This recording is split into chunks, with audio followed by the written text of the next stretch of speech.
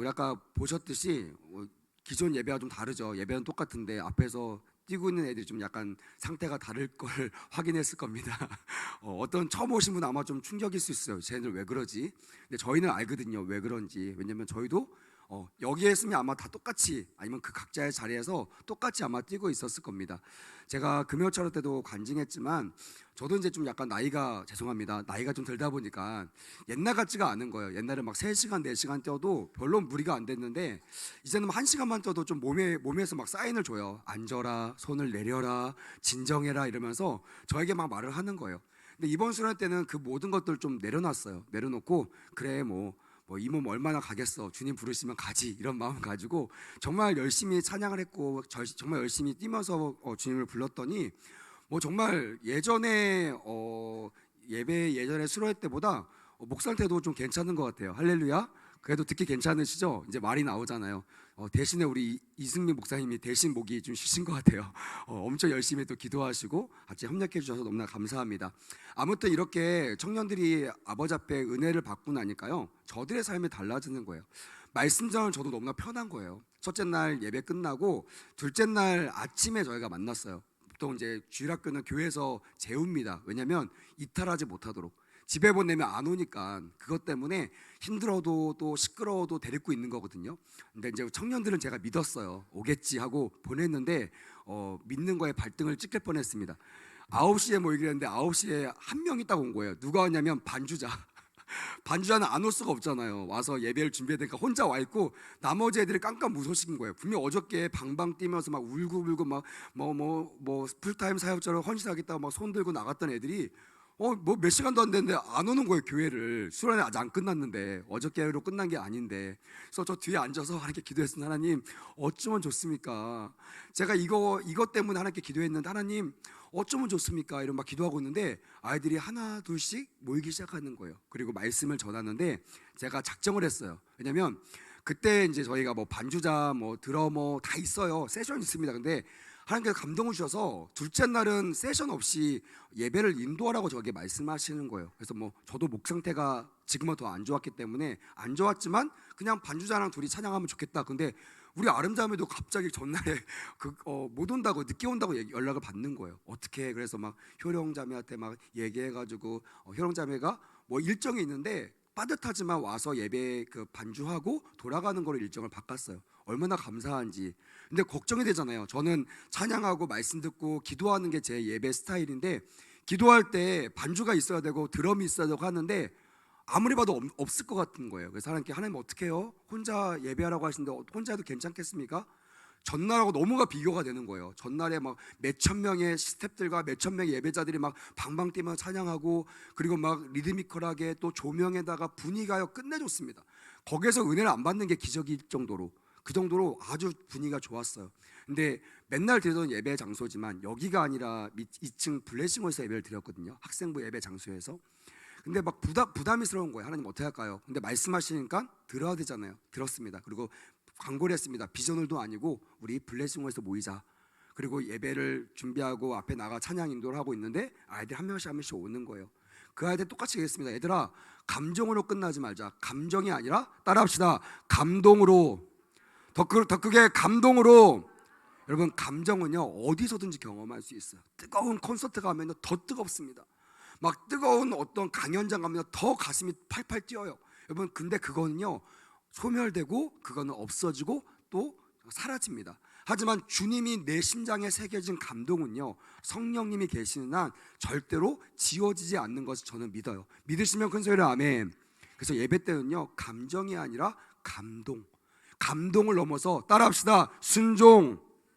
주님이 왜 감동 주실까요? 왜 우리에게 말씀하실까요? 그건 내가 이제 하나님의 음성 들었네, 날 사랑하시네, 그거로 끝나면 여러분 그거는 감동을 가장한 감정이 되는 겁니다.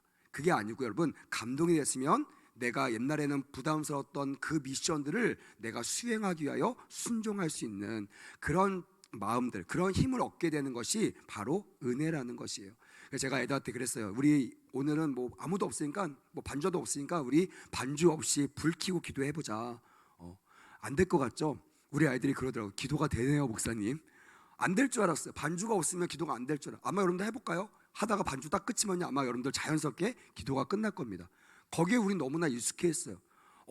예수님이 언제부터 집회 다니시면서 반주자들 끌고 다니시면서 드러머 끌고 다니시면서 예배를 드리셨겠습니까? 아닙니다. 그 예배가 왜 가능했냐면요, 감동으로 주님께 집중하고 순종하는 예배였기 때문임을 믿으시길 주님의 이름으로 축복합니다. 아멘. 한국교회는요, 본질로 돌아가야 돼요. 막 화려한 조명과 화려한 상태, 에어컨 빵빵하고 좌석이 좋은 그런 예배만 하나님 받으시는 예배가 아니라 정말 하나님의 감동 입은 사람들이 하나님 말씀에 순종하는 예배, 저는 이 주일 3부 예배가 그런 예배가 되기를 주님의 이름으로 축복합니다. 아멘. 그래서 말씀을 달라고 해서 하나님 이제 수련회 끝나고 강력한 말씀을 줘야 되는데 저에게 말씀을 주세요. 저에게 딱 한 단어를 주셨습니다. 한번 따라해 볼까요? 기도와 전도. 원래 이게 두 개가 다른 단어잖아요. 저에게는 하나로 오더라고요. 기도와 전도. 그래서 오늘 제목을 이렇게 정했습니다. 한번 따라해 보겠습니다. 모일 때 기도하고, 더 크게 흩어질 때 전도하라. 자, 우리 제목 한번 띄워주실래요? 여러분들만 한번 외쳐보겠습니다. 자, 띄워주세요. 제목 없어요? 네, 없어요. 네, 제가 읽고 여러분들 따라해 보겠습니다. 모일 때 기도하고 흩어질 때 전도하라. 아멘. 마음에 새기십시오. 이것이 주의 음성이라고 들려지면 모일 때마다 기도하고 흩어질 때마다 전도하는 그런 백운우스 교회, 특별히 우리 청년들이 되기를 주님의 이름으로 축복합니다. 아멘. 제가 수련회 받은 은혜가 너무나 충만했어요. 그래서 원래는 첫째 날 저도 집을 좋아하는 집돌이거든요. 그래서 집에를 꼭 가고 싶었어요. 아무리 늦어도 집에 가서 잤다가 새벽녘에 나오면 되지 이러는데요, 은혜가 충만하니까요, 교회가 좋은 거예요. 교회에서 자고 싶은 거예요. 그래서 애들 다 보내고요, 뭐 아마 제가 집에 갔으면 막 교회에다 내려놓고 뭐 알아서 가라 했겠죠. 근데 시간이 많으니까 한 명 한 명 오면서 다 데려다 주고 교회로 왔어요.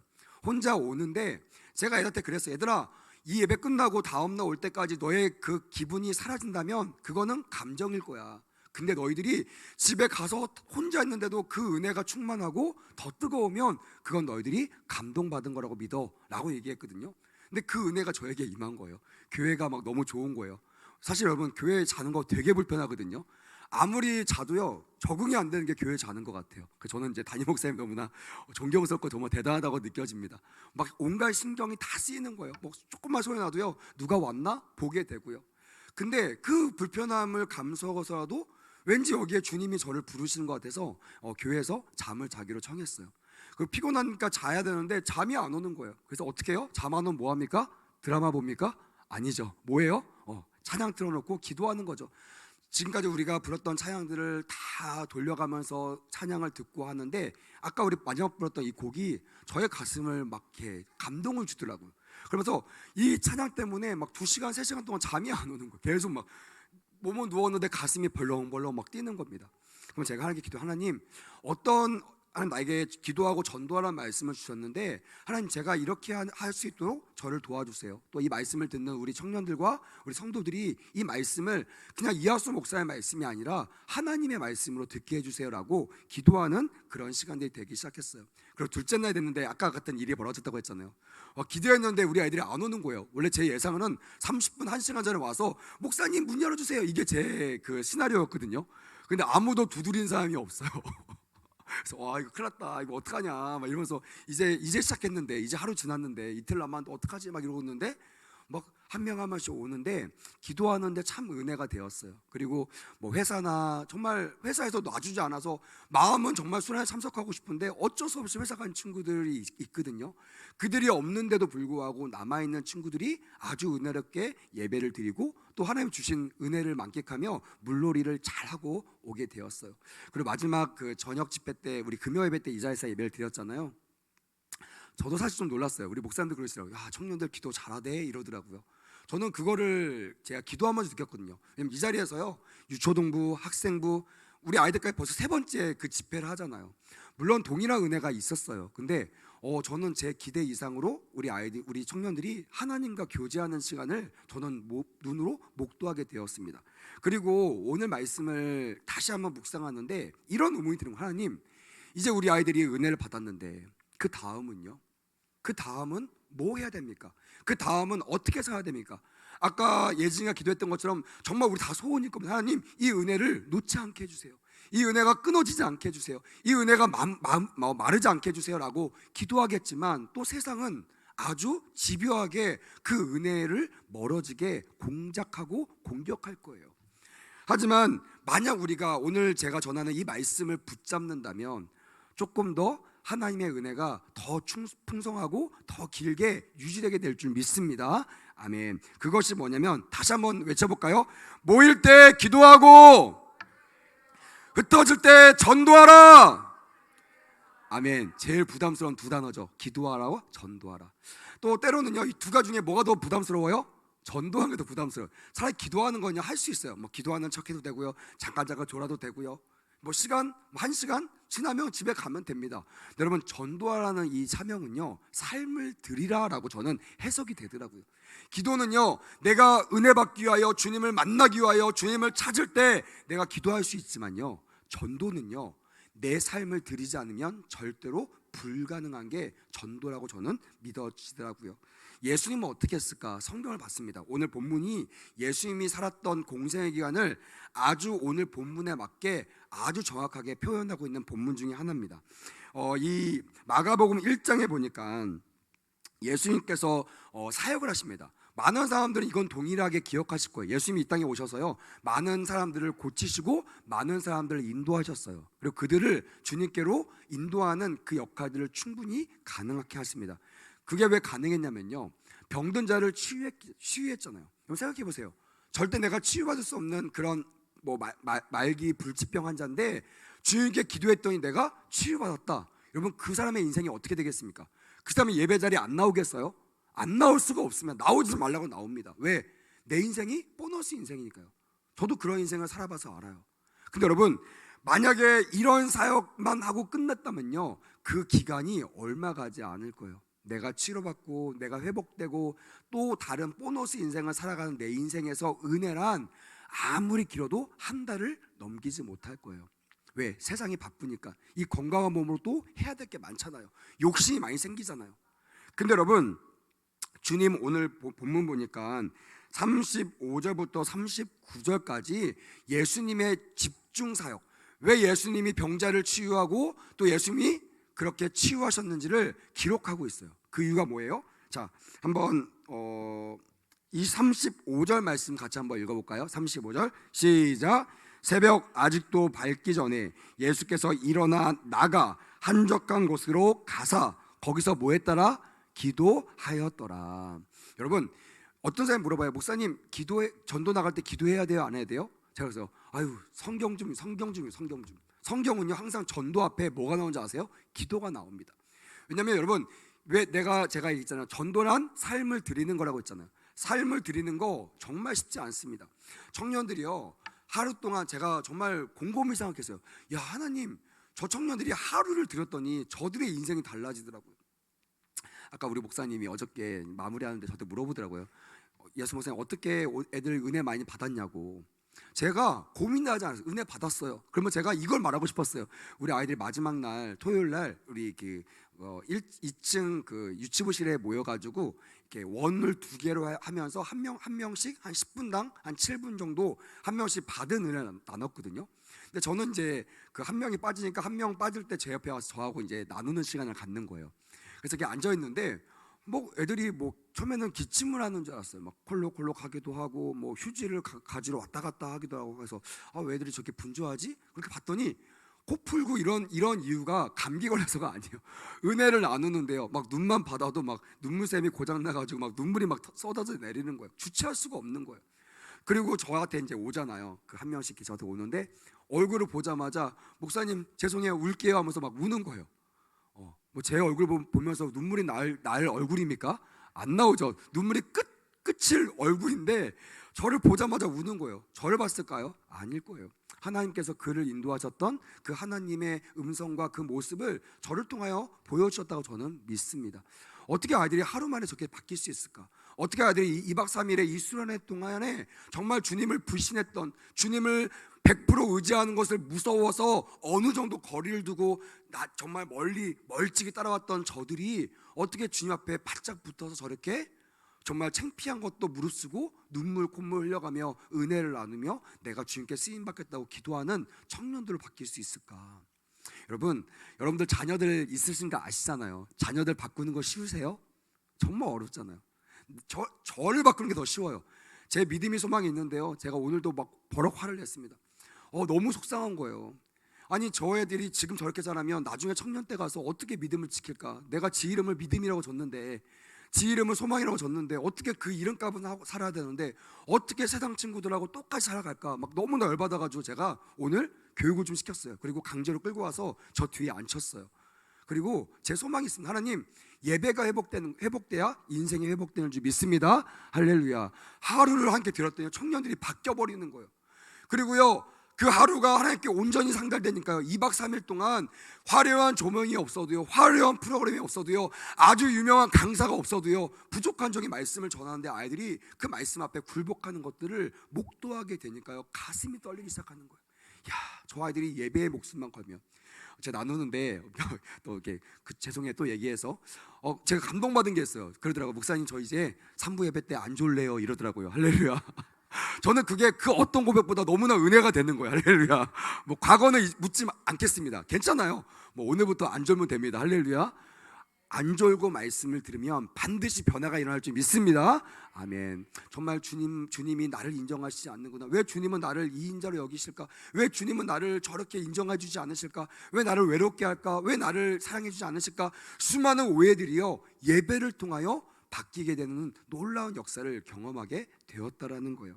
그래서 기도가 우리의 삶을 바뀐다라는 것에 아마 청년들은 지금 의의가 없을 것입니다. 여러분, 그렇게 믿으시면 큰 소리로 아멘. 청년들만 더 크게 아멘. 아멘. 네, 들으셨죠? 우리 어른들도, 자, 우리 믿으시면 큰 소리로 아멘. 아멘. 네, 맞습니다. 예배만 잘 들어도요, 예배만 목숨 걸어도요, 우리의 인생은 달라집니다. 오해가 없어져요. 누가 막 썰을 풀지 않아도 됩니다. 누가 말씀을 강론하지 않아도 돼요. 내 안에 이미 계신 성령님이요, 나에게 주셨던 말씀들을 레마의 말씀으로 깨닫게 하신다는 거예요.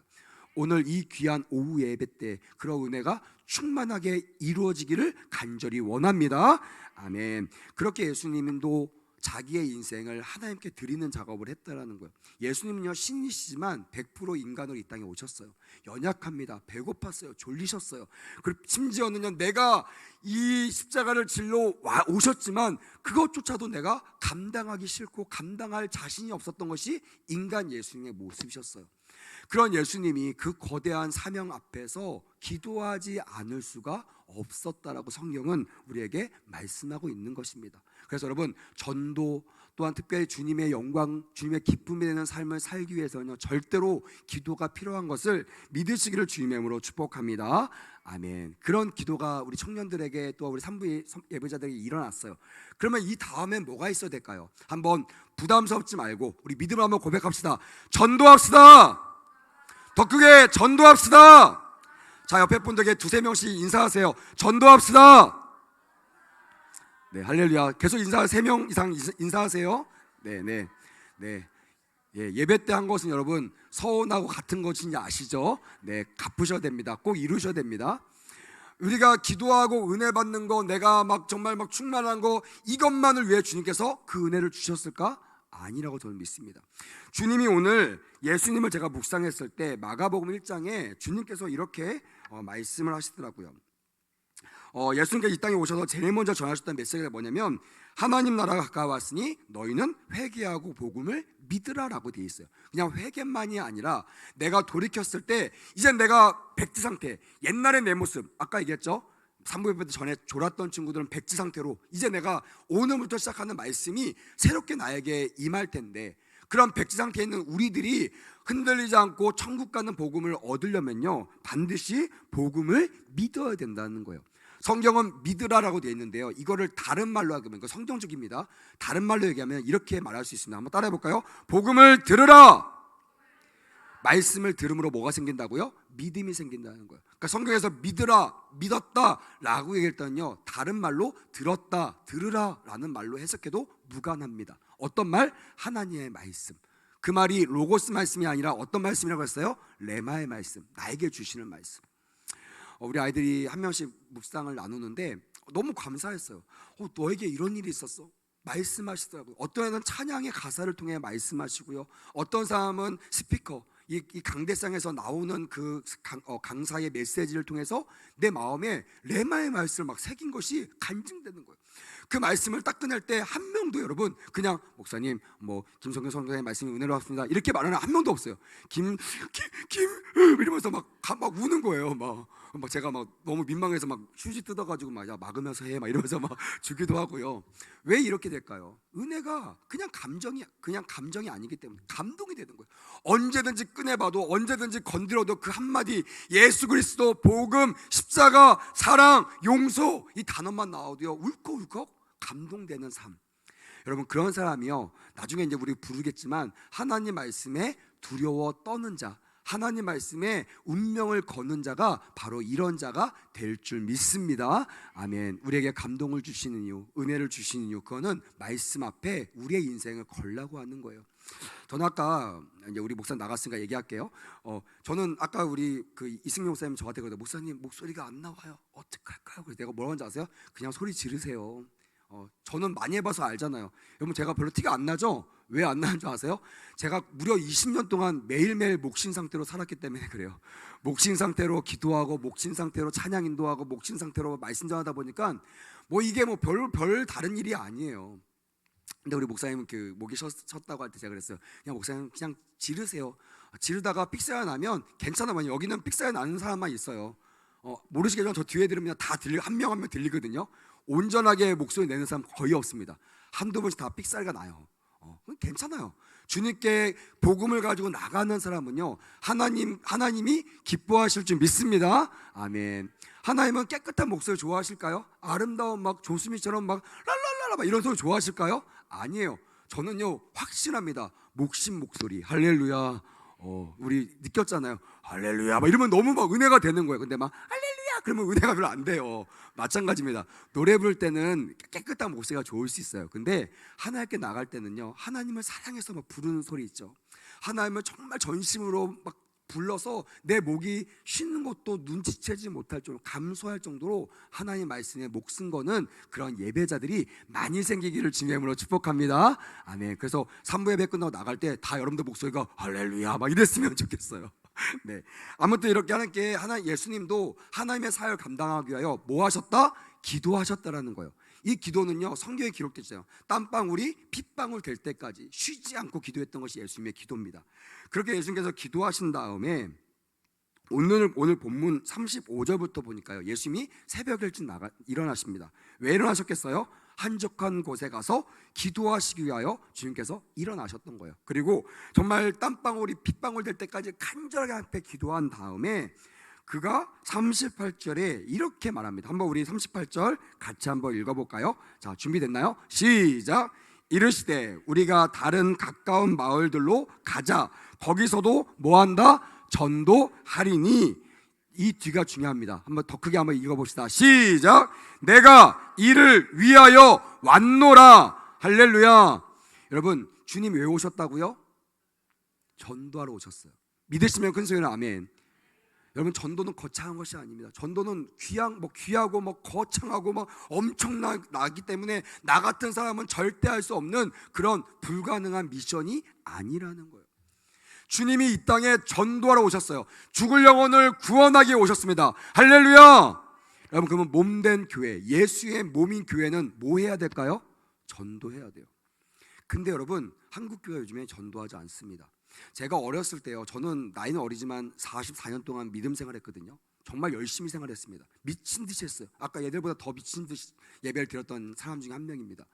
제가 너무나 기뻤던 게 뭐냐면 그 은혜 받고 나면요 전도하고 싶은 거예요. 그래서 저는 먹는 걸 되게 좋아했어요. 지금은 별로 안 좋아하는데 옛날엔 정말 좋아했습니다. 그리고 제가 제일 좋아하는 게 초코파이예요. 초코파이하고 콜라. 근데 콜라는 제 학생의 돈으로 사기 너무나 어렵고 용돈 좀 모으면 그래도 하루에 하나 정도 초코파이를 먹을 수 있는 용돈이 있었어요. 전도하고 그 은혜 받고 나니까 전도하고 싶은데 어떻게 전도할지 모르겠는 거예요. 그래서 어떻게 하는지 아세요? 내가 먹으려고 산 그 학교 등교하며 산 이 초코파이를요 내가 전도하고 싶은 자리에 친구 자리 위에다가 올려놓고 가는 거예요. 와, 막 처음에는요 진짜 죄송합니다. 제가 옛날 믿음 없을 때 그랬어요. 올려놓고요 돌아가다 다시 집어요. 아이 내가 미쳤어. 내가 이러면 안 되지. 야, 이 초코파이가 어떤 초코파이인데. 근데 또 한 교시 끝나고 또 기도하면 또 마음을 주세요. 그럼 또 쉬는 시간 가서 또 이렇게 살짝 올려놓습니다. 그리고 자리에 앉아서 또 엉덩이가 앉자마자 다 부엌에 달려가서 내가 미쳤구나. 이 초코파이 미안해. 내가 널 버렸어. 이러면서 제가 초코파이를 꼭 안고 그렇게 있었던 적이 한두 번이 아니에요. 근데 한 3일 지나니까요 하나님께서 책망하시더라고요. 네가 나를 초코파이보다 사랑하지 못하느냐. 아니요 주님, 제 초코파이 버릴 수 있어요. 그럼 버려라. 어디다가? 그 친구 책상 위에다가. 그래서 제가요 정말 버렸어요. 이거를 고이 놓는 믿음이 없어서 그냥 던져버렸어요 이렇게. 그리고 뒤를 돌아봤습니다. 미혹 안 당하려고. 그리고 그렇게 한 3주 정도를 3, 4주를 했더니요 그 아이가 칠판 다 써놨어요. 내 자리에 초코파이 놓은 사람 누구야. 제가 어떻게 했겠어요? 그때서야 3주 동안 말하고 싶어서 막 입이 근질근질하고 참았거든요. 왜? 나중에 주인공이 짜잔 나타날 때 효과가 크잖아요. 걔가 찾을 때 걔가 누구야 왜 그랬어 그러면 나야 예수님 때문에 그랬어 교회 같이 가려고 그랬어 이 말을 하고 참았어요. 그리고 결국에 걔가 책상에다가 딱 써놓자마자 제가 거기 책판에다가 써놨습니다. 이하수 위에다가 별표 써놓고 이렇게 짝대기 해놓고 뭐 했는지 아세요? 교회 같이 가자. 이번 주에 시간 비워놔. 여러분 그 친구가 그 주에 저랑 같이 교회 갈게요 안 갈게요? 믿음이 없어요. 저보다 갔을까요 안 갔을까요? 예, 먹튀 아니었어요. 갔어요. 그것 때문에 전도됐던 그런 친구였어요. 여러분 제가 은혜를 받으니까 알겠더라고요. 내가 왜 전도하지 못할까? 은혜가 충만하지 않아서 그래요.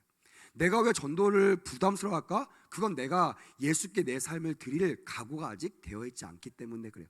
제가 지금 봐서는요 우리 지금 오늘 이 정도 이 텐션만 봐서는요 예배 끝나고 얘들아 나가자 그러면 아마 나가 전도할 것 같아요. 그렇죠 할렐루야?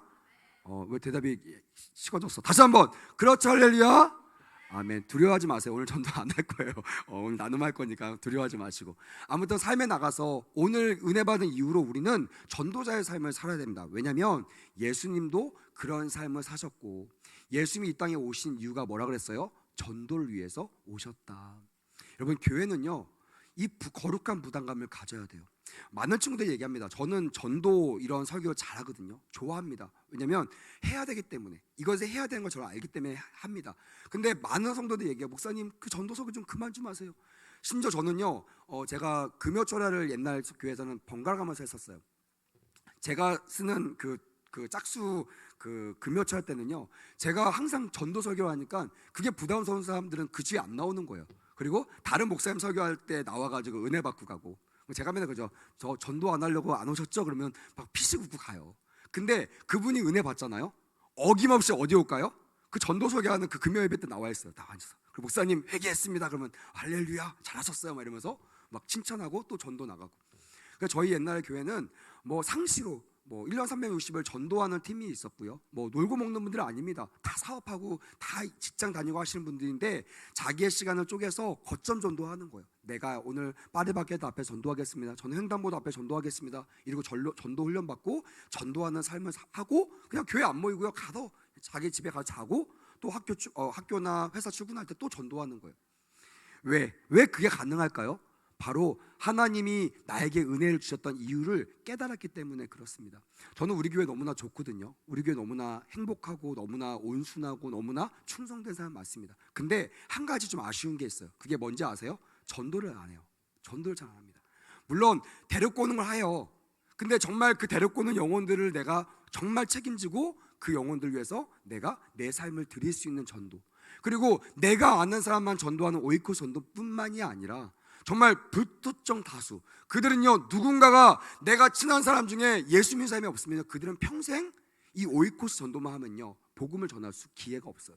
근데 횡단보도 앞에서 듣던지 안 듣던지 예수 그리스도를 전하고, 또한 그 파리바게뜨 앞에서 그냥 빵 먹고 있는 사람들한테 예수 복음을 전하고, 저는 이제 보통 놀이터나 또 운동하는 데 가서 운동하는 사람 옆에서 막 복음을 전했거든요.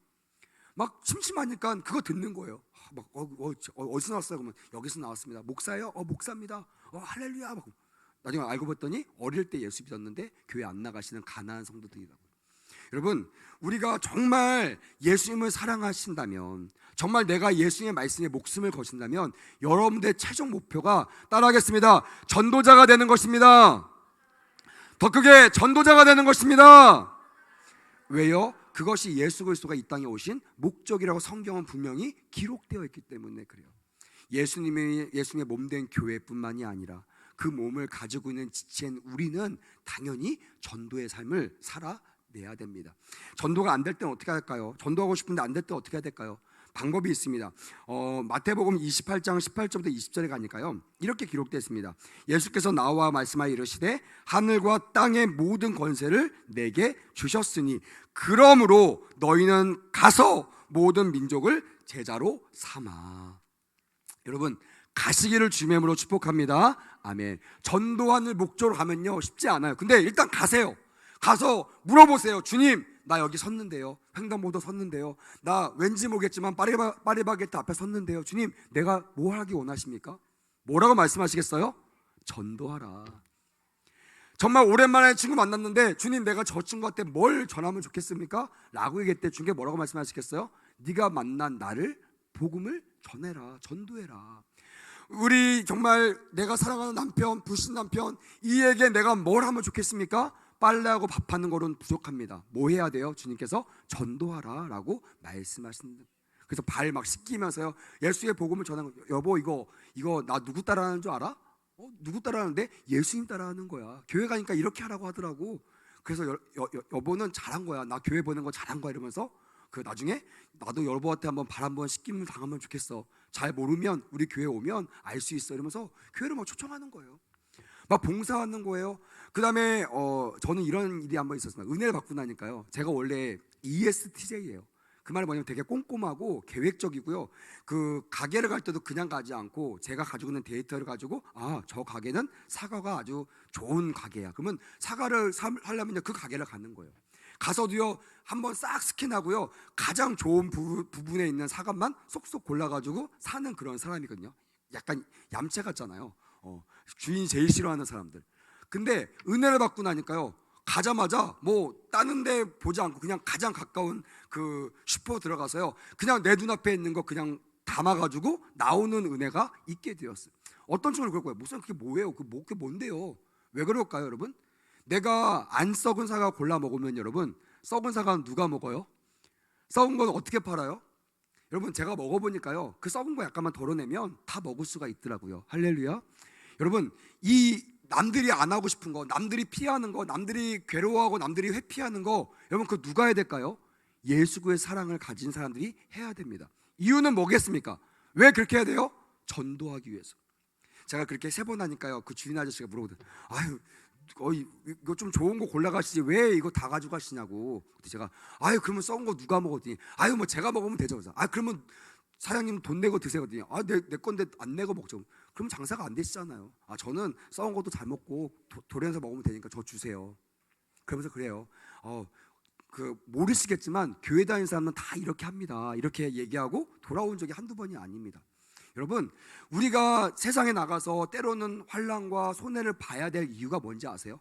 얌생이처럼 좋은 것만 쏙쏙쏙, 내가 원하는 것만 쏙쏙쏙 하지 말아야 될 이유가 뭔지 아십니까? 그렇게 하는 사람에게는요, 그 사람이 왜 그런지를 궁금해하는 사람이 아무도 없다라는 거예요. 오늘 봤잖아요. 여러분, 여기 뛰는 애들이 자존심이 없는 애들일까요? 원래 집에서도 방방방 뛰는 애들일까요? 회사 갈 때도 막 직장에서도 막 방방 뛰는 애들일까요? 아니에요. 얘네도 자존심 있어요. 그렇지 얘들아, 자존심 있지? 시선 다 느낍니다. 좋은 시선도 있지만 이상하게 보는 시선도 있어요. 근데 왜 그렇게 할까요? 그렇게 때 물어보잖아요. 야, 너 오늘따라 왜 그래? 그럼 뭐라고 얘기하겠습니까? 예수님 때문에요. 할렐루야. 예수님이 좋아서요. 할렐루야. 예수님이 내 안에 오셨기 때문에 주체할 수가 없어요 라고 고백하지 않겠느냐는 거예요. 그때 예수 안 믿는 사람들이 마음에 쿵 할 겁니다. 와, 정말 예수 믿는 사람은 다르구나. 나도 저 사람처럼 될 수 있을까? 그럼 어떻게 해요? 그 사람 가는데 졸졸 따라다니면 돼요. 그리고 같이 손잡고 교회 나오면요, 그 사람이 예수님이 말씀하신 것처럼 만민에게 복음을 전하는 그 복음이 그 사람의 레마의 복음이 될 줄 믿습니다. 아멘. 마지막 이 말씀을 좀 전하고 마무리하려고 합니다. 사도행전 9장에 보니까요, 교회를 받겠던 사울이 회심을 하게 됩니다. 우리말로 얘기하면 회개, 은혜를 팍 받아가지고요 회개합니다. 회개했을 때 예수님께서 6절에 보니까, 9장 6절에 보니까 이렇게 말씀하세요. 너는 일어나 시내로 들어가라. 내가 행할 것을 내게 이를 자가 있느니라 라고 얘기합니다. 예수님을 만난 사람, 예수를 만난 사울이요, 옛날에는요 내 맛대로 사는 사람이었어요. 내가 가는 게 길이었어요. 왜? 그 사람은 대단한 사람이었거든요. 능력도 있었고요, 학식도 있었고요, 정말 없는 게 없는, 모자랄 게 없는 그런 완벽한 사람이었어요. 그래서 많은 사람들이 그 사람 가는 길을 졸졸 따라다녔습니다. 누구도 그 사람에게 명령하지 않았어요. 예수 믿는 사람들을 죽이러 다닐 때도요, 누구 명령 따라가지 않고 내 의가 충만하여, 내 종교심이 강하여 예수 믿는 사람들을 핍박하고 다녔던 사람이 바로 사울이었습니다. 옛날 이름, 바울의 옛날 이름이 사울이잖아요. 근데 그 사울이 예수를 만났어요. 당신 누굽니까? 내가 박해하는 예수다. 네가 진짜 없다고 얘기했던 예수가 나야. 너 이래도 나를 부인할래? 아니요. 그때 그냥 오늘 나 예수 만났어, 나 너무 좋아, 기분 너무 좋아, 이걸로 끝나지 않았어요. 감정으로 끝나지 않았습니다. 그에게 하나님께서 거룩한 미션을 주시는 거예요. 바로 곧바로. 여러분 막 무르익어가지고 미션 주러 가지 마십시오. 교회는 그렇게 하면 안 됩니다. 여러분 저도 목회 오래 했거든요. 가장 전도 잘하는 사람이 누군지 아세요? 새신자들이에요. 은혜 충만 받은 사람들, 죄송합니다, 나이 많고 막 교회 오래 다니는 사람들이 아니라 진짜 예수 복음으로 예수만 받아도 막 가슴이 펄펄 뛰는 그런 사람들이요, 나가서 복음을 전하더라고요. 예수를 전하더라고요. 목숨 걸고. 그런 사울이 예수님의 부르심 따라 시내로 들어가요. 그게 지금 우리가 알고 있는 사도 바울의 선교 사역의 시작입니다. 준비한 것이 아니에요. 선교 훈련 받은 것이 아니에요. 여러분 선교하기 위해서 주님 제 마음을 다스려 주세요, 뭐 준비시켜 주세요, 오늘 하니까 한 달 뒤에 할게요, 1년 뒤에 할게요, 뭐 내년에 할게요, 이거 아닙니다. 여러분 제가 우리 청년들에게 둘째 날 왔는데 제가 비전을 나눴어요. 우리 청년들 기억나시죠? 제가 2년 전에 우리 교회 왔을 때 청년 첫 예배 드렸을 때 청년들이 14명이 왔어요. 그것도 새로운 교육자 온다고 많이 모은 게 14명이었어요. 다음 주 가니까 8명 오더라고요. 그래서 두 조가 하나로 뭉쳐서 우리 예람이가 혼자 이렇게 인도했던 기억이 납니다. 그래서 제가 첫날 기도하면서 함께 기도해서, 하나님 제가 여기에 와서 뭘 하면 됩니까? 제 마음속에 하나님께서 새겨주시더라고요. 배가붕. 여러분 15의 배가붕이 몇 명이에요? 곱하기 2하면 30명이잖아요. 한 30명? 오케이 하겠습니다. 처음에는 자신감이 있었어요. 왜? 해봤거든요. 근데 안 되는 거예요. 오히려 막 아이들이 빠져나가는 거예요. 막 정말 어떻게 할지 모르겠더라고요. 그때부터 기도하기 시작해서, 하나님 제가 사역하지 않고 하나님이 사역하게 해달라고. 그리고 기도하고 이렇게 했는데, 우리 그 밥 먹다가 어떤 그 신학과 푸른나무 교회 장로님이 저희 테이블에 오셨어요. 그럼 그렇게 얘기했어요. 너희들 작년에 19명 왔지? 이렇게 얘기하더라고요. 깜짝 놀랐어요. 19명 정말 긁어 모아가 19명 온 거거든요. 진짜. 그러니까 1년 사이에 한 5명 정도가 정착한 거예요. 너무나 감사한 일이잖아요. 그랬구나, 우리 19명이었구나. 근데 그분이 끝나자고 이렇게 하더라고요. 야 이번에는 21명 왔지? 할렐루야. 아무것도 아닌 것 같죠? 여러분 밖에서 여러분 청년들, 또 실족한 청년들 정착하는 게 여러분 쉬운지 아십니까요? 쉽지 않아요. 물론 그냥 왔다 간 인원만 얘기하면요 엄청 많습니다. 근데 제가 얘기하는 인원들은 수련회 갈 만큼 무르익고 정착한 청년들을 말하는 거예요. 그리고 21명 미션을 받아서 저는 제 마음에 한 번 더 미션을 새겼어요. 다음 수련회 때는 30명 와야지. 그리고 얘기했습니다. 다음 수련회 때는요 30명 데리고 오겠습니다. 할렐루야. 저는 그게 이룰 줄 믿습니다. 아멘. 그리고 비전을 전했는데요, 우리 청년들이요 어떻게 했지 여러분? 보여주세요. 뭐라고 대팠습니까? 더 크게 뭐라고? 더 크게 뭐라고요?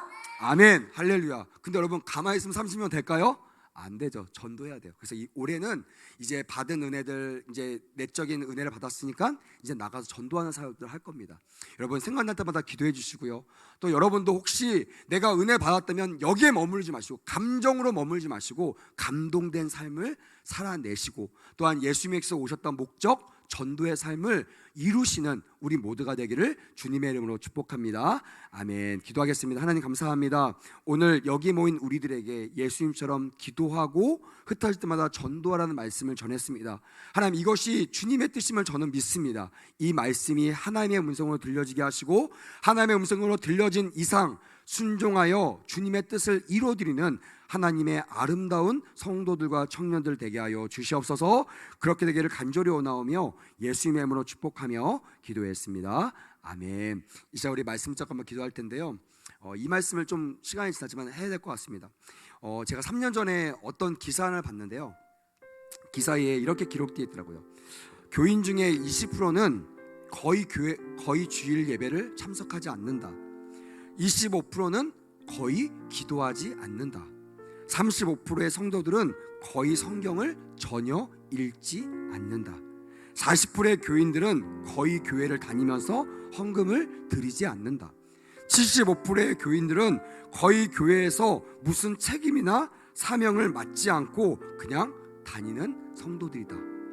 더 놀라운 건 뭔지 아세요? 저는 이것보다 더 귀한, 정말 더 충격적인 그 한 줄을 봤는데요, 이거였습니다.